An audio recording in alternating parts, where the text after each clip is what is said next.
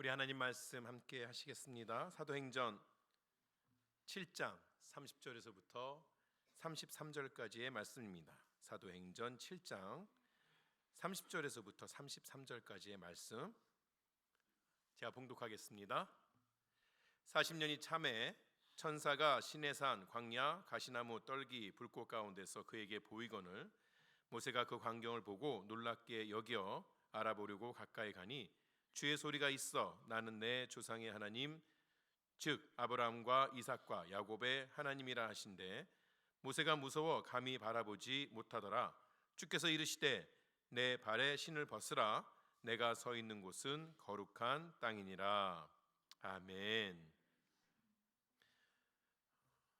사도행전 7장에 나와 있는 스데반의 설교를 통해서 보는 패러다임의 전환 세 번째 시간입니다. 오늘은 모세를 중심으로 해서 다윗과 솔로몬 시대까지 보려고 하는데 그 중에서도 성전 중심주의에 대한 스데반의 이야기를 계속해서 나누게 됩니다. 오늘 이야기를 풀어가기 전에 우리 지난 시간까지 나누었던 패러다임들이 어떤 것이었는가 우리 함께 보도록 하겠습니다. 먼저 스데반이 설교를 통해서 전하고자 했던 두 가지 커다란 그 패러다임의 변화는, 첫째는 하나님은 어느 지역이나 어느 장소에 얽매이시는 분이 아니라는 것이고, 두 번째는 하나님의 백성은 율법이 아닌 은혜로 구원을 받는다. 이것이 스데반이 자신 앞에 있는 유대인들에게 보여주고자 했던 패러다임의 전환인 것이었죠.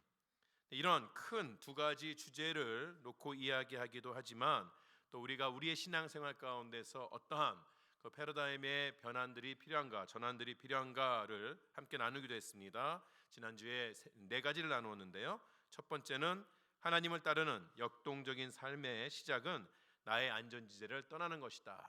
사람들은 우리에게 안전지대에 있어야 우리 삶이 평안하다고 이야기하지만, 그러나 하나님께서 우리에게 주시는 그 정말 놀랍고 다이나믹한 삶을 누리고자 한다면 우리가 의지하고 있는 그 안전지대에서부터 떠나는 것이 필요하다는 것이죠. 두 번째는 하나님의 약속은 눈으로 보는 것이 아니고 믿음으로 받는 것입니다. 우리 눈에 보이는 것이 중요한 게 아니라 우리 눈에 보이지 않는다 하여도 하나님께서 우리에게 어떤 약속을 하셨는가가 중요하다는 이야기입니다. 세 번째로 우리의 인생에서 벌어지는 모든 일은 하나님의 선하심을 통해서 일어나는 것입니다. 우리의 기준에는 어떤 것이 우리에게 도움이 되기도 하고 도움이 되지 않기도 하고 선하고 악하고 이런 것들을 이야기할 수 있지만, 그 모든 것들을 다 합쳐서 우리에게 가장 좋은 선을 만들어 주신 하나님이시기 때문에 이것도 하나님께서 나에게 주시는 것이구나 라고 생각할 수 있어야 한다는 것이죠. 마지막으로 우리에게 중요한 것은 어떤 위치에 오르는 것이 아니라 어떤 일을 하는 것이다 라는 것이죠. 오늘 모세의 이야기를 통해서도 이런 패러다임의 전환이 계속해서 이어지게끔 됩니다. 모세의 시대는 야곱의 가족들이 애굽으로 내려간 지 400년이 지난 후에 시작이 됩니다. 그동안 히브리인들, 즉 유대인들은 애굽 내에서의 위상이 매우 달라져 있는 것이죠. 야곱이 그 가족들을 이끌고 애굽으로 내려갈 때에는 기근으로부터 온 나라를 구한 총리의 가족으로서 귀빈 대접을 받게끔 되는 것이죠. 가서 모든 사람들의 환영을 받고 또 좋은 땅, 요구하는 땅, 그것에서 살 수 있는 특권을 누리게끔 됩니다. 특별히 그 성경학자들 또 고고학을 연구하는 사람들은 이 당시 애굽의 왕조가 원래 그 이집트 지역에 살던 사람들이 왕이 된 것이 아니라 팔레스타인이나 아니면 그 위쪽에 있는 외부에서 온 사람들이 이집트를 정복하고 왕조를 세우고 했던, 그러니까 이집트 외부에 외인들이 와서 나라를 다스리고 있던 때이기 때문에 이 당시에는 외국인들에 대해서는 참 관대했던, 그래서 어떻게 보면 요셉이 총리까지 될 수 있었던 분위기였죠.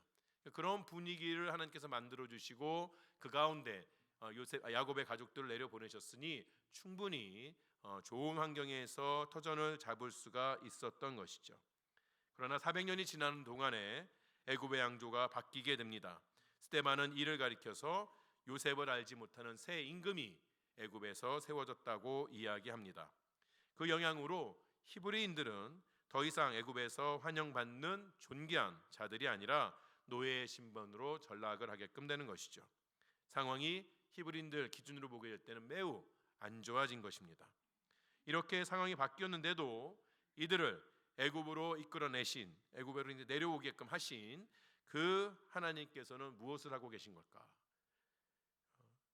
400년 동안에 하나님의 백성들이 어려움을 계속해서 당하게 될 때에 그러면 그들을 지키고 있다고 약속하신 그 하나님은 무슨 일을 하셨는가? 이러한 질문들이 우리에게 생기게끔 되는 것이죠. 그러한 그 400년 동안에 하나님께서 어떻게 이스라엘 백성들을 다스리셨는지 보호하셨는지가 구체적인 이야기로 나오진 않습니다만, 그러나 한 가지 중요한 사실을 오늘 17절에 보면 나오게 됩니다. 17절에 이렇게 이야기합니다. 하나님이 아브라함에게 약속하신 때가 가까움에 이스라엘 백성이 애굽에서 번성하여 많아졌더니, 그 400년 동안 이스라엘은 번성하여서 한 가족이 아니라 이제는 하나의 큰 민족이 되었던 것이죠. 민수기에 나오는 인구 조사에 따르면 모세를 따라서 애굽에서부터 나온 출애굽을 했던 사람들은 남자만 60만 명이라 이야기합니다. 여자와 아이들까지 합친다면 한 200만은 넘을 수 있다라고 우리가 볼 수 있는 것이죠. 75명이 내려가서 400년 동안에 200만 명이 되었다면 그럼 그동안의 인구의 증가율이 얼마나 된 것일까요? 아무도 계산을 못하죠. 저도 그래서 항상 이게 다 하나님의 기적으로 일어난 것이다 라고 생각해서 히브리 여인들은 그냥 애 낳고 그 다음에 또 낳고 또 낳고 또 낳고 이랬나 보다 라고 생각을 했는데, 역시 사람은 여럿이 같이 살아야 됩니다. 우리가 계산을 못하면 누군가는 계산을 해서 우리에게 알려주기 때문에 한 사람이 계산해 봤더니 그 400년 동안의 인구의 증가율이 약 2.8%라고 이야기합니다. 사실 2.8%의 인구 증가율이라는 것은 그렇게 높은 것이 아닙니다. 목사님 이거 뭐 대단한 것도 아니네요. 75명에서 200만 되는 거 400년 동안 되면 그보다 더 많아질 수도 있겠네요. 이렇게 이야기하죠. 그런데 인류학자들은 이 이스라엘 백성들이 출애굽을 할 때에 여자와 아이들 다 포함해서 200만이 될 수 있다는 것을 받아들이지 않습니다. 그 당시에 있었던 농업의 환경이라든가 사회의 어떤 생활의 분위기라든가 이러한 것들을 보게 될 때는 그 땅에서 400년 동안에 200만이라는 큰 민족이 일어나기에는 불가능하다고 대부분 다 이야기를 합니다. 그래서 이 남자만 60만 명이라는 것이 이스라엘 백성들이 자신들의 자존심을 높이기 위해서 약간 뻥튀겠다 이렇게 이야기들을 하는 것이죠. 그 말은 무슨 말입니까? 하나님께서 하셨다는 말씀인 것이죠. 하나님의 초자연적인 역사가 성경에 기록되지 않은 400년 동안 지속적으로 이루어졌다고 볼 수 있는 것입니다. 가나안 땅을 차지할 수 있는 큰 민족을 이루는 것이 야곱의 가족들을 애굽으로 내려가게끔 한 하나님의 뜻이었고, 그 뜻을 하나님께서는 스스로 일하심으로 마침내 이루셨다는 의미예요. 이제 하나님께서 아브라함에게 약속하신 것을 이루실 때가 된 것입니다. 아브라함의 후손을 하늘의 별과 같이 많게 하시고 이를 위해 나그네로서의 생활을 마치고 약속의 땅으로 돌아오게 하셨다는 그 약속을 이제 이루시는 것이에요. 교회에서 우리가 종종 이 카이로스라는 단어를, 헬라어 단어를 사용을 하게 됩니다. 시간, 때라는 뜻을 가진 이 카이로스라는 단어는 똑같이 시간이라는 것을 나타내는 크노소스와는 다르게 크노소스가 일반적으로 그냥 흘러가는 시간이라고 이야기한다면, 카이로스는 하나님의 정하신 때, 의미 있는 때를 나타낸다고 이야기합니다. 그렇다면 오늘 이 사도행전 7장 17절에 나오는 때는 카이로스일까요? 크노소스일까요? 제가 앞에서 말씀드린 거에 두 가지 차이를 잘 모르시겠죠? 이 단어가 저 단어 갖고 비슷비슷해서 아주 특별한 때다 그렇게 생각을 해서 카이로스를 썼을 것 같은데, 그렇다면 제가 물어보지도 않았겠죠? 특별한 때라고 여겨지지만 그 당시 그 원문을 보게 되면 크로노스라는 단어를 사용합니다. 사실 성경에서는 이 두 단어가 완전히 구분되어서 사용되지 않습니다. 제가 이제 이렇게 여러분에게 이 말씀을 드리는 것은 책 제목에도 있는데, 우리 기독교에서 책 제목으로도 뭐 카이로스 이런 것들이 있는데, 그러한 것들을 말씀하시는 분은 비판하려고 하는 것이 아니라 우리에게 주어진 모든 시간, 즉 카이로스뿐만이 아니라 크로노스라는 그 시간이 다 중요하다고 말씀드리기 위한 것이에요. 하나님께서는 언제나 일하시고 계신다는 것을 우리가 기억해야 한다는 것이죠. 그렇기 때문에 우리는 우리에게 주어진 단 한 시간도 허비하지 않도록 노력해야 합니다. 지난주에 저희가 패러다임의 전환 4가지를 보았는데, 오늘 이어서 5번째는 하나님께서는 우리에게 특별하다고 여겨지는 순간뿐만 아니라 지극히 평범한 그 순간에도 늘 일하고 계신다는 것이에요. 하나님께서는 400년 동안 이스라엘 백성들을 모른 채 하다가 갑자기 어느 순간 나타나셔서 모세를 태어나게 하시고, 또 어느 순간 나타나셔서 모세를 세우시고, 이렇게 하신 하나님이 아니시고 400년 내내 이스라엘 백성들을 위하여서 일하고 계신 것이죠. 이스라엘 백성들이 알던 알지 못하던, 세계의 역사가 그것을 생각하던 생각하지 않던 상관없이 하나님께서는 매 순간순간을 하나님의 뜻을 위해서 일하고 계셨던 것입니다. 우리 하나님께서 언제 우리에게 역사하셨습니까? 당신은 언제 하나님께서 은혜를 베풀어 주셨습니까? 라는 질문을 받게 될 때에 우리 신앙생활을 쭉 돌아보면서, 아니 우리 인생의 전체를 돌아보면서 이때 하나님께서 나에게 큰 은혜를 주셨지라고 생각하지만, 그러나 하나님께서는 그 시간뿐만이 아니라 그 외의 모든 시간을 우리와 함께 하시고 우리를 돌보시고 우리에게 베풀어 주신 것이죠. 여러분, 오늘 전도에 가셔서 모임하실 때에 지난 일주일 동안 하나님께서 여러분에게 무슨 일 행하셨습니까? 특별히 기억나는 게 없다. 그냥 아침에 일어나서 씻고 밥 먹고 일 가고 똑같은 일하고 똑같은 사람 만나고 저녁에 들어와서 씻고 또 드라마 한두 개 보다가 잤어요. 그걸 일주일 내내 똑같이 했어요. 이런 삶 가운데서 하나님의 은혜가 하나님의 뜻하신 바, 하나님의 계획이 뭐가 있습니까? 라고 말할 수 있지만, 그런 인생을 살았다 할지라도 하나님은 우리를 위해서 일하고 계신다는 것, 그것을 우리가 기억할 수 있어야 한다는 것이죠. 어쨌든 하나님의 약속하신 때에 이스라엘의 백성들에게 큰 환난이 찾아옵니다. 아이러니하죠? 하나님께서 약속하신 때에 좋은 것이 오는 것이 아니라 환난이 찾아오게 됩니다. 이 환난 역시 하나님의 역사 가운데 일어나는 것이에요. 이스라엘 백성들은 하나님의 약속의 시간이 다가오지만, 그러나 하나님의 약속을 기억하지는 못했습니다. 어느 순간부터인지 모르겠습니다만, 그러나 그들의 조상들이 왜 그 팔레스타인 땅에서, 가나안 땅에서 애굽으로 내려왔는지, 하나님께서 주신 약속이 무엇인지를 잊은 채 살아가고 있었던 것이에요. 그들은 스스로 애굽을 나올 마음이 없어진 것이죠. 그런 그들을 약속의 땅으로 이끄시기 위해서 하나님께서는 환난이라는 도구를 사용하십니다. 이스라엘 백성을 애굽으로 이끄시기 위해 바로와 애굽 사람들의 마음을 강팍하게 하시고 애굽의 10가지 재앙까지 내리시면서 이 이스라엘 백성들이 억지로라도 그 땅을 나오게끔 상황을 만드셨다는 것이에요. 이 환난을 주시지 않았다면, 이 환난들을 허용하시지 않았다면 이스라엘 백성들은 애굽에서 나오려고 하지 않았을 것이죠.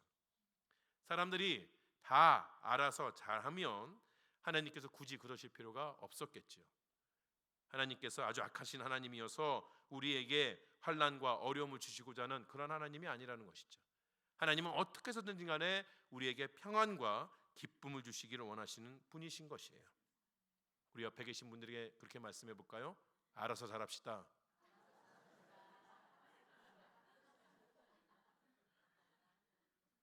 알아서 잘해야 환난이 덜합니다. 지금 모세가 태어날 때 히브리인들에게 찾아온 환난은 무엇이었을까요? 그들이 지나치게 번성하는 것을 두려워한 애굽 왕 바로가 이런저런 수단을 써서 이 히브리인들의 출산율을 낮추려고 합니다. 인구가 팽창하는 것을 막으려고 하죠. 그러나 이것저것 해도 되지 않자 결국 어떻게 하는가 하면 그 히브리 산모들을 불러다가 너희들 이제 애를 받을 때에 여자애가 태어나면 살려주지만 남자애가 태어나면 죽여버리라고 이야기를 합니다. 모세가 태어난 때는 아주 좋은 환경에서 태어난 것이 아니라 바로 그런 죽음의 시간에 태어나게끔 됩니다. 20절 사도행전 7장 20절을 보게 되면 모세가 태어났을 때에 하나님 보시기에 아름답다고 말을 합니다. 출애굽기에서는 같은 모세의 출생을 얘기할 때 그 어미가 아기를 보니 아름다웠다고 이야기합니다. 모세가 꼭 저와 같았었나 봐요. 제가 오늘 고민을 많이 했어요. 제가 이렇게 말하면 다 이렇게 웃으실 것 같아가지고 제 어릴 적 사진을 띄울까? 너무 심한 것 같아서 관뒀습니다만, 예뻤다, 아름다웠다, 보기 좋았다, 그럴 수 있죠. 여러분 모세 보신 분 계세요? 안 봤으니 알 수가 있나요? 그런 사실 이 아름다웠다는 표현은 외형적인 것도 될 수 있겠지만 더 중요한 것은 하나님께서는 그를 다르게 특별하게 사용하시고 키우겠다는 말씀인 것이죠. 그런 의미인 것이죠. 모세의 어머니는 왕의 명령에도 불구하고 아이를 숨겨서 키우다가 석 달이 되자 더 이상 숨길 수가 없어서 이 아이를 살리는 다른 방법을 생각합니다. 모세의 어머니는 역청과 나무 진을 칠한 갈대 상자에 아기를 태워서 나일강 강물에 흘려 보냅니다. 역청과 나무 진으로 만들어진 작은 나무패. 그럼 누가 생각나시나요? 노아가 만든 방주를 연상하게 합니다.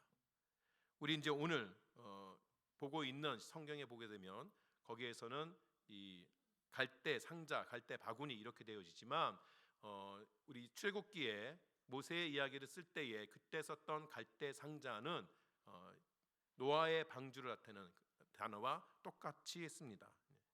테바라는 그런 단어를 쓰죠. 이 테바라는 단어는 전체 성경에서 딱 두 번밖에 안 쓰입니다. 노아의 방주를 가리킬 때, 그리고 모세가 타고 있었던 그 갈대 상자를 가리킬 때 딱 두 가지에만 사용되는 단어입니다. 갓 태어난 아기 모세는 노아처럼 하나님의 뜻에 따라서 생명을 구하는 일을 하게 된다는 뜻이에요. 지금 모세가 방주에 태워져서 떠내려가는 그 강은 사실 죽음의 강입니다. 제가 조금 전에 말씀드린 것처럼 바로가 명령을 했죠. 여자아이가 태어나면 키우지만 남자아이가 태어나면 죽여야 하는데 어떻게 죽이느냐? 바로 이 나일강 강물에 던져서 죽이게끔 명령을 합니다. 그러니까 지금 이 모세가 갈대 상자에 담겨져서 띄워진 이 강에는 이미 많은 죽음이 이루어진 강인 것이에요. 그 죽음의 강에서 하나님께서는 모세에게 생명을 주십니다. 하나님께서는 죽음의 세상에서 생명을 구하시는 분입니다. 우리가 흔히 이야기하는 것처럼 하나님께서는 절망의 장소에서 소망을 주시는 분이에요. 때로 우리 인생 가운데 절망만이 보여질 때에, 어디를 바라봐도 솟아날 구멍이 없는 것처럼 느껴질 때, 그때 우리가 무엇을 해야 하느냐? 절망 가운데서 소망을 주시는 하나님 앞에 부르짖을 수가 있어야 하는 것이죠. 하나님, 내 주위가 다 죽음으로 뒤덮여 있는 것 같지만 그 가운데서도 살리는 하나님, 그 하나님을 붙잡기를 원합니다. 그런 기도가 우리에게 있어야 한다는 것이에요. 하나님께서는 그 일을 충실하게 이루십니다. 모세가 강물에 떠내려가죠. 그냥 강물에 떠내려가다 죽을 수도 있죠. 또는 강물에 떠내려가다가 어느 누구인가 붙잡힐 수도 있습니다. 만약에 다른 애굽의 사람들에게 붙잡혔다면 이 이야기는 히브리 이야기인데 왕이 죽이라고 했는데 바로 죽임을 당할 수도 있었어요. 그런데 그 모세가 바로의 공주의 손에 들어가게 되죠. 공주는 아기가 죽어 마땅한 히브리 아기인 것을 알았지만 그를 죽이지 아니하고 살립니다. 공주의 손에 들렸기 때문에 가능한 일이었던 것이에요. 공주는 오히려 히브리 유모를 구해서 아기를 돌보게 합니다. 그럴 때에 그 모든 광경을 지켜보고 있었던 이 모세의 누이 미리암이 기지를 발휘해서 공주에게 달려가죠. 제가 잘 아는 유모가 있는데 지금 아기 그 유모한테 맡기면 잘 키울 거예요. 그래서 공주가 그 유모를 불러다가 이 아기 잘 키우라라고 이야기하죠. 근데 그 유모가 누구다? 모세의 어머니인 것이죠. 그래서 모세는 죽을 고비를 넘기고 자신의 집으로 돌아오게 됩니다. 젖을 뗄 때까지 자신의 집에서 자신의 부모와 함께 살 수 있는 특권을 누리게 되는 것이에요. 보통 히브리 어머니들이 젖 뗄 때까지, 우리 돌 지나면 이제 젖을 떼지만 보통은 옛날에는 3년에서 5년까지 젖을 먹였다고 그래요. 그러니까 적어도 5년까지, 여러분이 모세의 어머니라면 애가 젖을 안 먹어도 막 젖 물리는 척하면서 조금이라도 더 키우려고 하지 않았겠습니까? 5살까지는 자신의 집에서 자라면서 히브리식 가정교육을 받게끔 되는 것이죠. 그것이 뭐 충분하다, 완전하다 이야기할 수 없을지 모르지만 인간이 가장 처음 가치관이라는 것이 맺어질 때에 하나님의 은혜로 말미암아 하나님의 집안에서 그 가치관을 형성하게끔 된다는 것입니다. 그렇게 그 후에 이제 모세가 왕궁으로 들어가게 되죠. 젖을 떼었다라고 이야기하면서 공주의 밑에서 아들로서 자라게끔 됩니다. 그래서 모세는 스데반의 표현대로 애굽의 사람의 모든 지혜를 배워 말과 하는 일에 능하게 되어지는 것이에요. 세상 사람들의 눈에는 운 좋은 아기의 한 이야기처럼 보일 수 있을지 모르지만 하나님께서는 이스라엘 백성들을 이끌고 광야를 지나 가나안 땅으로 인도할 지도자를 만드신 것이죠. 그 당시 최고의 학문 기관이었던 바로의 왕궁에서 이 모세를 키우시는 것이죠. 요즘 말로 하게 되면 영국의 왕립 학원에 히브리 노예의 아기를 보내어서 지도자로 키우는 것이에요. 그렇게 모세가 40세까지 좋은 환경에서 자라게 됩니다. 스데반은 모세가 40세가 되었을 때에 그 형제 이스라엘을 돌볼 생각이 났다고 이야기합니다. 많은 시간을 애굽의 왕궁에서 왕자로 살았지만 히브리 사람이라는 그 자신의 정체성은 모세를 떠나지 않았던 것이에요. 그래서 하루는 히브리 사람들이 어떻게 사나 보려고 히브리 사람들이 사는 마을로 가게 되는데 그 모세의 눈에 한 사건이 들어오게끔 되는 것이죠. 어떤 애굽 사람이 히브리인을 구타하는 장면을 보게 됩니다. 모세가 분기가 탱천해서 그 때리는 사람을 쫓아가 가지고 단번에 죽여버려요. 모세가 무술도 잘했나 봐요. 그렇게 모세는 동족을 구하기 시작합니다. 어려움을 당하는 자신의 동족을 구하고 나서 모세가 얼마나 뿌듯했을까요? 거봐라, 하나님께서 나를 세우셨는데 내가 드디어 이런 일을 하는구나. 히브리서의 표현을 따르자면 모세는 바로의 공주의 아들이라 칭함받기를 거절하고 노예로 살고 있는 자신의 동족 편에 선 것이에요. 그 뿌듯한 마음을 가지고 어깨에 힘 빡 주고 그 다음날 또 그 히브리 마을을 쫓아갑니다. 그런데 가보니 두 히브리 사람들이 서로 싸우고 있는 장면을 보게끔 돼요. 모세가 너무 화가 나는 것이죠. 아니 지금 우리가 힘을 합쳐서 애굽을 대항해도 우리가 지금 이길까 말까 한데, 아니 이길 수 없을 것 같은데 지금 같은 히브리인끼리 서로 못 잡아먹어서 안달이다 서로 싸운다는 게 말이나 되냐? 그래서 훈계를 하죠. 특별히 잘못한 사람에게 대해서 꾸짖습니다. 모세가 꾸짖으면서 했던 생각을 스데반은 이렇게 이야기합니다. 사도행전 7장 25절에 보면 그는 그의 형제들이 하나님께서 자기의 손을 통하여 구원해 주시는 것을 깨달으리라고 모세가 생각했어요. 그런데 그들이 깨닫지 못하더라. 동료를 괴롭히고 있는 히브리인은 모세의 꾸지람에 따라서 부끄러워하기는커녕 누가 너를 관리나 재판장으로 우리 위에 세웠느냐? 내가 어제는 애굽 사람을 죽인 것 같이 또 나를 죽이려느냐? 이렇게 대드는 것이에요. 모세는 히브리인이 자신을 받아들이지 않는다는 것 자체에 충격을 받게 되죠. 근데 그것보다 더 중요한 것은 자신이 살인을 했다는 것을 이미 많은 사람들이 알고 있다는 것이에요. 만약에 바로가 이 사실을 안다면 애굽에서 사는 히브리 왕자 하나가, 그러니까 애굽 왕자이지만 히브리인인 모세가 사람을 죽였는데 그냥 왕자라서 그냥 지나간 사람을 죽인 것이 아니라 자신의 동족인 히브리 사람을 구하기 위해서 살인했다는 것을 알게 된다면 가뜩이나 지금 이 히브리 사람들이 애굽의 위험 요소가 되어 있는데 저 인간이 지금 힘을 합쳐가지고 애굽에 대해서 반역하려는 거 아니야? 이렇게 누명을 뒤집어 쓸 수 있는 것이죠. 그래서 모세는 뒤도 돌아보지 아니하고 미디안 광야로 도망을 치고 맙니다. 제가 40살이 되니까 그때부터 이제 듣기 시작한 말이 있었어요. 목사님, 이제는 한참 일하실 나이예요. 그렇죠? 나이가 40 정도 되게 되면 배울 만큼 배웠다, 또 경험도 어느 정도 쌓였다, 완전하진 않지만 그래도 자신이 어떠한 뜻을 세우고 일을 본격적으로 해나갈 수 있을 만한 그러한 나이가 되었다고 생각을 합니다. 그런데 모세는 이제 준비가 되어서 자신의 민족을 구할 수 있다고 생각된 바로 그 순간에 살인자가 되어서 숨어야 했던 것이에요. 언제까지? 그의 나이가 80세가 될 때까지 그렇게 광야에 살면서 장인의 양을 치는 그런 사람이 되어버린 것이죠.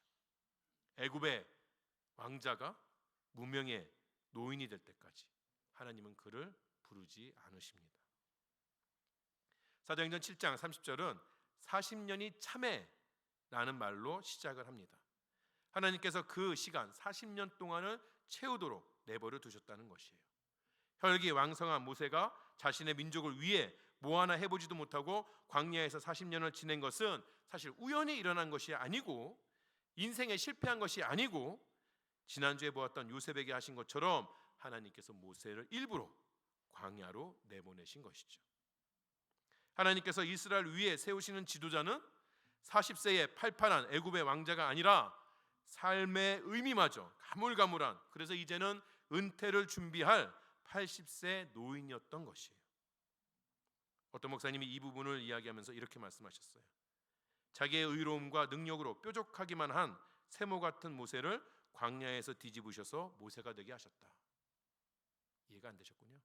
세모, 모세. 꼭 두 번을 말씀을 드려야 알아들으시니.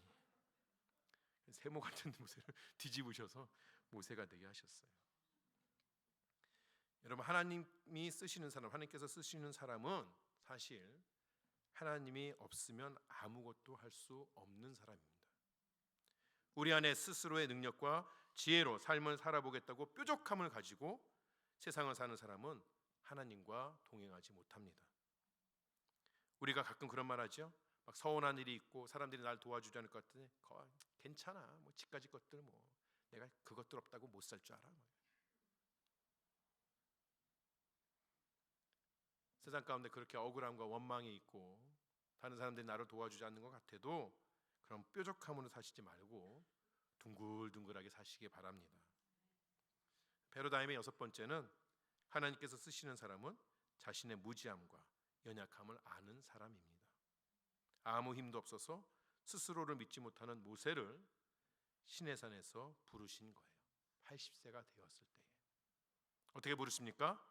하나님께서 불타는 떨기나무의 형태로 나타나십니다. 사실 사막에서, 광야에서 불타는 떨기나무가 이상한 일은 아니에요. 지나가다 보면 아주 바짝 마른 그러한 떨기나무, 아니면 덩굴 같은 것에 불이 붙기도 합니다. 근데 이건 좀 이상하죠? 분명히 불은 붙었는데 타지 않는다. 떨기나무에 불이 붙었지만 타서 사라지지 않는 매우 이상한 형태로 나타나는 것이에요.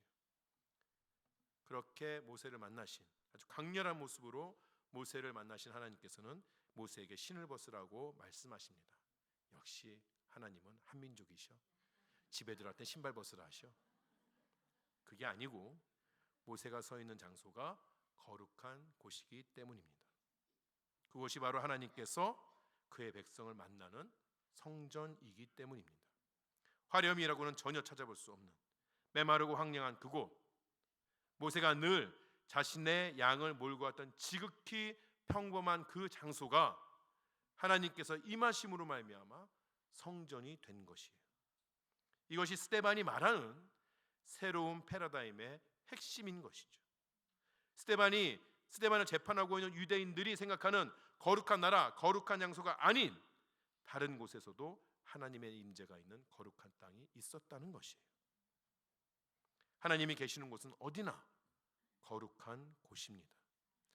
초대 교부 중에 한 사람인 크리소스톰은 떨기나무가 있었던 광야의 거룩한 땅이 예루살렘 성전의 지성소보다 더 굉장한 것이라고 이야기합니다. 왜냐하면 예루살렘에 있는 그 성전의 지성소에서 타지 않는, 그러나 불타는 떨기나무처럼 하나님께서 강렬한 모습으로 나타나신 적이 없기 때문이에요. 하나님께서는 그 거룩한 장소에서 사람들로부터 배척받은 모세를 관리와 속량하는 자로 세우신 것이죠. 40세의 모세는 히브리인들의 관리와 재판관이 되려고 했지만 쫓겨냈어요. 그러나 80세의 모세는 그들의 구원자가 되었습니다. 누구의 힘으로? 하나님의 힘으로 그 자리에 서게끔 된 것이에요. 이제 모세의 40년, 마지막 40년이 시작이 됩니다. 그 40년 동안 하나님께서는 모세와 동행하셨다는 것을 스데반은 모세가 기사와 표적을 행했다는 말로 표현합니다. 그리고 모세는 동행하시며 말씀하시는 하나님과 이스라엘 백성들 그 사이에서 말씀을 전달하는 역할을 했다고 이야기합니다. 하나님의 임재가 있고 그의 말씀이 전해지는 곳, 그리고 하나님의 백성이 그 말씀에 따라 예배하는 곳, 그곳이 바로 거친 광야라 할지라도 하나님의 공동체가 존재하는, 하나님의 교회가 존재하는 곳이에요. 그래서 스데반은 38절에서 그곳을 가리켜 광야 교회라고 불렀던 것이죠. 그런 광야 생활 동안 하나님께서는 증거의 장막에서 이스라엘을 만나셨고 광야 생활을 끝내고 여호수아와 함께 약속의 땅으로 들어간 이스라엘은 다윗과 솔로몬 때에 이르러서 성전을 짓게 됩니다. 그렇다면 솔로몬이 성전을 짓기 전까지 하나님께서는 상대적으로 초라했던 그 성막에서 이스라엘 백성들을 만나신 것이에요. 하나님에게는 그것이 전혀 문제가 되지 않았습니다. 다윗이 자신의 마음에 나는 이렇게 화려한 왕궁에 있는데 하나님은 저 초라한 천막에 있다고 이야기하면서 하나님, 내가 성전을 지어드릴게요, 내가 모든 힘을 다해서 성전을 지어드릴게요 라고 이야기했을 때 하나님 대답이 무엇이었나요? 내가 언제 너보고 집 지어달라 그랬냐?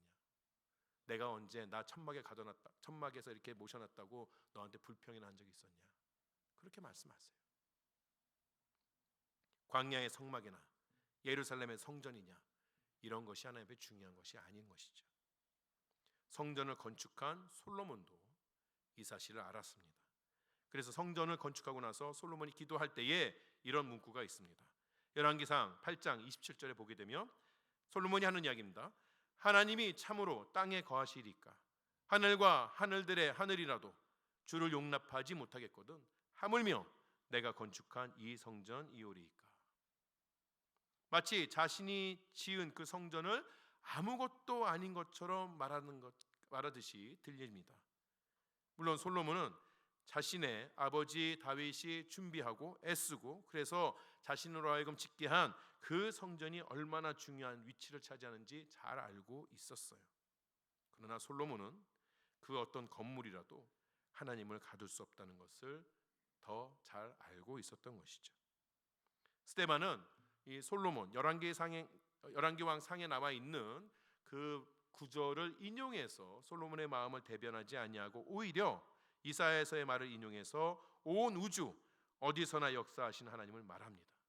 온 우주보다도 크신 하나님을 위해 누가 집을 지을 수가 있을까요? 누가 하나님에게 우리가 당신을 위해서 당신의 집을 화려하게 지었으니 거기 머물러 계시라고 말할 수가 있을까요? 그 누구도 그 어떤 것도 하나님을 제한하고 가둘 수는 없는 것이죠. 이스라엘의 하나님은 메소포타미아에서 아브라함을 만나셨고 그의 순례 여정을 함께 하셨고 애굽으로 팔려간 요셉을 통해서 그의 계획을 이루셨으며 광야에서 이스라엘과 40년을 함께 하시면서 그 거친 광야를 거룩한 곳으로 만드신 분이십니다. 하나님의 집은 굳이 따지자면 하나님의 집은 크게는 온 우주인 것이고 작게는 그의 백성이 있는 모든 곳이 다 하나님의 집인 것이에요. 이것이 하나님의 약속이었던 것이죠. 출애굽기 20장 24절에 이렇게 이야기합니다. 내가 내 이름을 기념하는 모든 곳에서 내게 임하여 복을 주리라. 사랑하는 세미한 성도 여러분, 우리 하나님은 어찌 보면 어디에 머물러 계시는 하나님이 아니라 동행하시는 하나님입니다. 그의 백성들이 순례할 때 함께 순례하시는 하나님이십니다. 우리가 푸른 초원에 머물러 있을 때나 거친 광야의 길을 걷고 있을 때나 늘 우리와 함께 하시면서 우리의 삶을 빛나게 하시는 분이라는 것이에요. 그게 우리 하나님인 것이죠. 험한 세상 가운데서도 우리를 방주에 태워서 그 사망의 권세로부터 벗어나게 하신 분이 우리 하나님이십니다. 우리에게 그가 거할 집을 지으라고 하지 아니하시고 우리 자체를 그분이 거할 집, 성전으로 삼으셔서 우리의 연약한 몸을 영화롭게 하시는 분이 우리 하나님이라는 것이죠. 여러분의 하나님은 어디 계십니까? 여러분은 어디에서 그 거룩하신 하나님을 만나고 계십니까? 여러분은 어느 때에 어느 시간에 하나님과 함께 동행하십니까? 우리의 모든 때, 우리의 모든 곳이 하나님의 함께 하시는 예배의 장소이며 예배의 시간이 되어야 하는 것이죠.